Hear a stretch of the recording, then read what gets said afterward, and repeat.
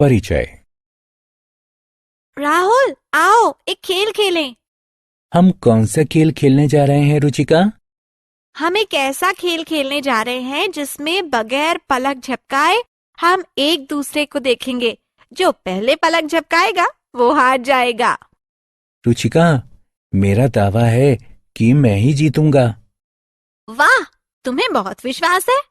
ठीक है, तुम्हें मालूम है कि हमारे शरीर में हरदम गति होती रहती है, तब भी जब हम बैठे या बिस्तर पर लेटे रहते हैं।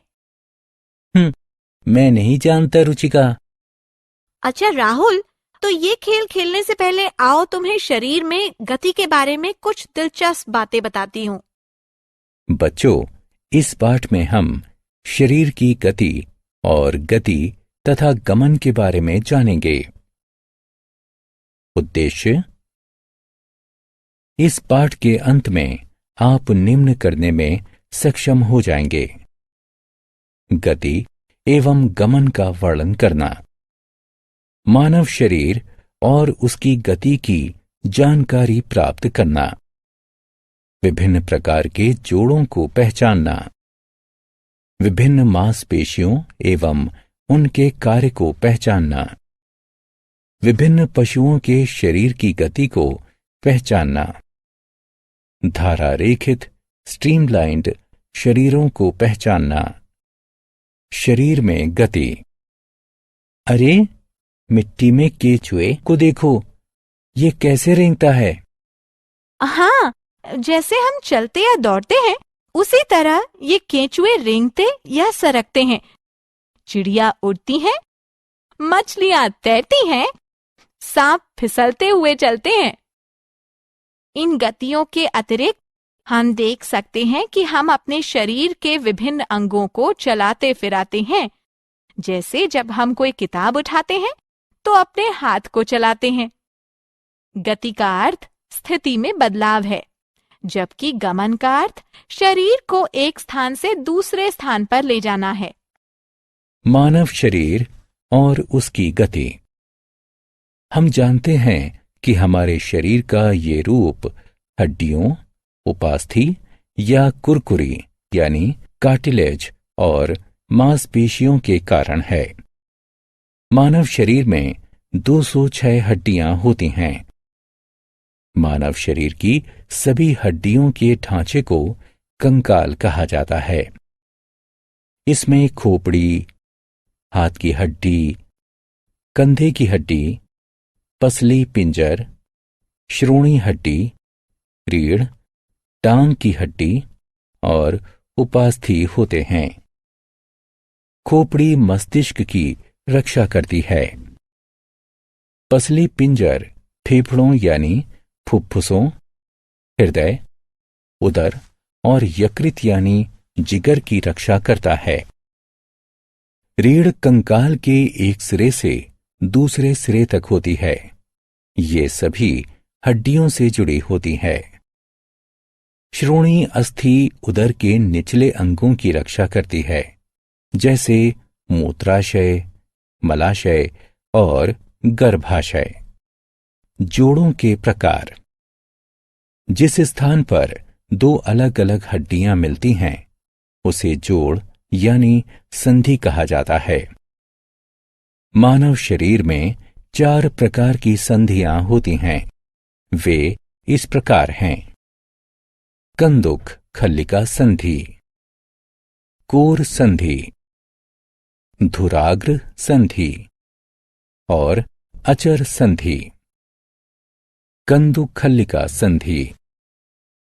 कंदुक खल्लिका संधि में अस्थि का एक सिरा गोल और गेंद की तरह होता है, जो दूसरी अस्थि में प्याले की तरह बने गढ़े से जुड़ा होता है।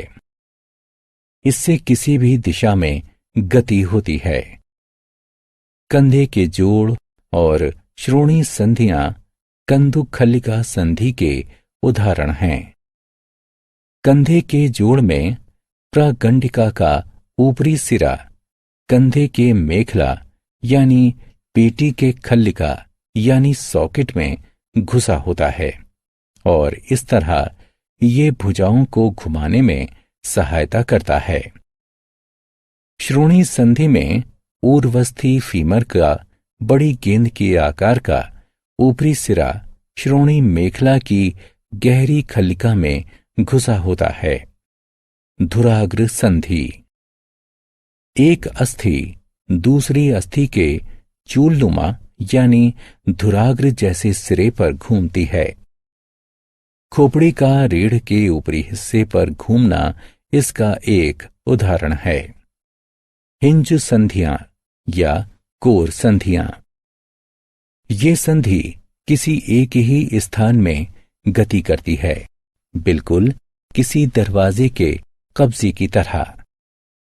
प्रागंडिका और अल्ना यानी कोहनी और कलाई के बीच भुजा के नीचे की दो में से लंबी अस्थि या दीर्घ भुजास्थि के बीच कोहनी की संधि। उंगलियों और पैर की उंगलियों की और कुछ अपूर्ण घुटनों की हड्डियों के बीच की संधियां। हिंज संधियां सामान्यतः पर्याप्त शक्ति देती हैं, क्योंकि इस संधि पर मुड़ने का खतरा कम रहता है। अचर संधियां। इस तरह की संधियों में दो अस्थियों के बीच गति संभव नहीं होती है। खोपड़ी की अस्थियों के बीच खोपड़ी की संधियां यानी संधि रेखाएं इसका एक उदाहरण है। आत्म मूल्यांकन। निम्न का मिलान करें।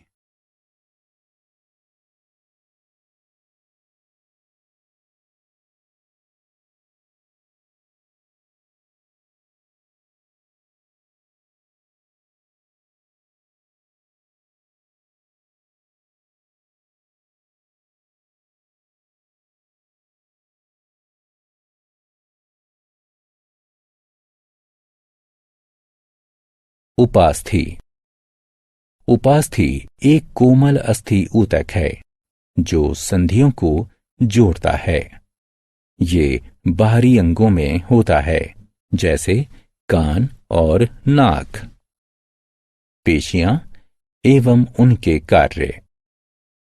मानव अथवा पशु शरीर में रेशेदार ऊतकों का एक समूह या गट्ठा, जिसमें सिकुड़ने, शरीर के अंगों की स्थिति में गति पैदा करने अथवा उनके रख रखाव की क्षमता होती है, पेशी कहलाता है। केंचुए में गति। केंचुए ठोस और चिकनी सतहों पर आसानी से गति करते हैं। केंचुओं के शरीर में छोटे छोटे कड़े बाल जैसे प्रेक्षण होते हैं, जिन्हें शूक कहा जाता है। इन शूकों की सहायता से वे मिट्टी को पकड़ लेते हैं। केंचुए अपनी मांसपेशियों को पहले फैलाते और फिर सिकोड़ते हैं। फलस्वरूप वे हर गति के साथ कुछ दूरी तक आगे बढ़ते हैं। केंचुओं से निकलने वाला एक चिकना पदार्थ चलने में उनकी सहायता करता है। घोंघों में गति। घोंघे का बाह्य कंकाल, जो उसका कवच होता है, कैल्शियम कार्बोनेट का बना होता है। चलते समय घोंघा इस कवच को साथ साथ खींचता है। घोंघा अपना सिर भी इसमें छिपा सकता है। कवच के नीचे दृढ़ पेशी वाला पैर बाहर निकल सकता है। मांसल पैर के नीचे की सतह को श्लेष्म पदार्थ चिकना बनाए रखता है। इस सतह के समानांतर लहरदार मांसल संकुचन घोंघे की चलने में सहायता करता है। श्लेष्म पदार्थ तीक्ष्ण वस्तुओं की चोट के खतरे को कम भी करता है। इसलिए घोंघे ब्लेड जैसी तीक्ष्ण वस्तुओं पर किसी तरह की चोट के बगैर चल सकते हैं। तिलचट्टे में गति। तिलचट्टे के 3 जोड़ी पैर होते हैं, जो चलने में उसकी सहायता करते हैं। 2 जोड़ी पंख होते हैं, जो उड़ने में सहायता करते हैं। तिलचट्टा पंखुड़ियों के समीप पेशियों की सहायता से अपने पैरों को चलाता है। अपने पैरों को चलाने और उड़ाने में सहायता के लिए ये अपने वक्ष की मांसपेशियों का उपयोग करता है। तिलचट्टा चल, उड़ और यहां तक कि चढ़ भी सकता है। अपनी टांगों पर शूलों के कारण ये विभिन्न भूभागों में चल सकता है, जैसे रेत और तार युक्त जालों में।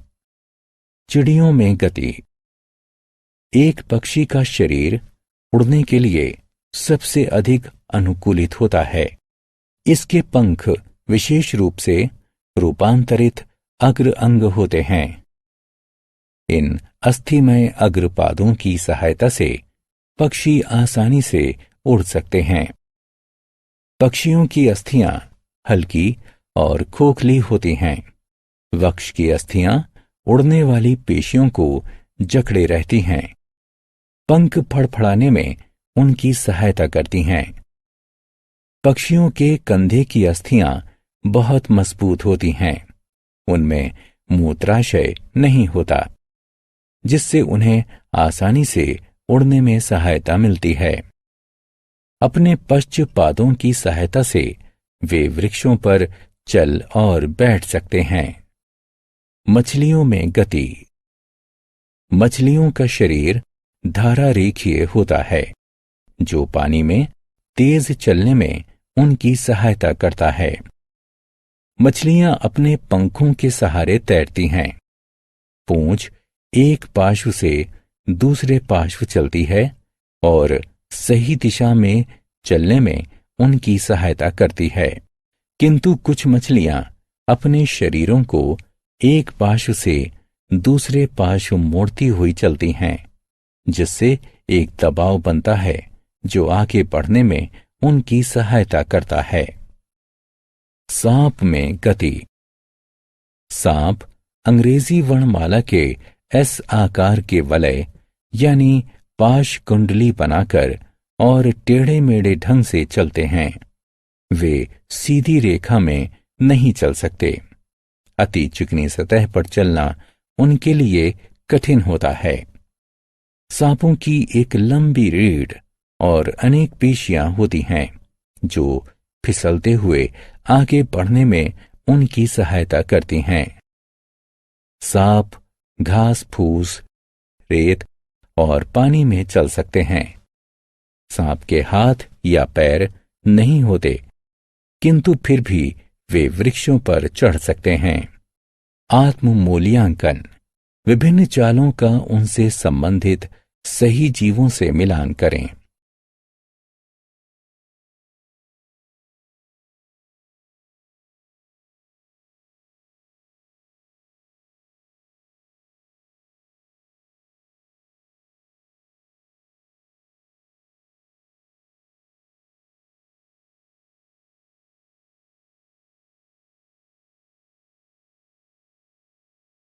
सारांश।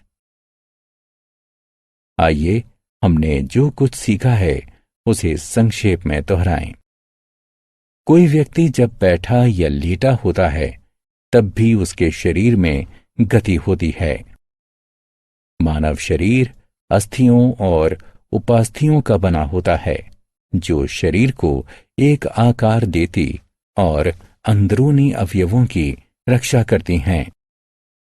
संधियों के स्वरूप और जिस दिशा में वे चलने की अनुमति देती हैं, उसके अनुरूप अस्थि संधियां कई प्रकार की होती हैं।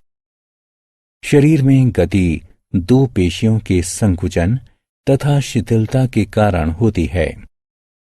केंचुए पेशियों का उपयोग करते हुए शरीर को फैलाकर और संकुचित कर चलते हैं। घोंघे एक मांसल पैर की सहायता से चलते हैं। सांप भूमि पर अलग अलग वलय बनाते हुए चलते हैं। तिलचट्टों का शरीर और टांगें कठोर आवर्कों से ढकी होती हैं, जिनसे बाह्य कंकाल बना होता है। मछलियां शरीर के दोनों पार्श्वों में बारी बारी से वलय बनाती हुई तैरती हैं। पक्षी मजबूत पेशियों और हल्की अस्थियों की सहायता से उड़ते हैं।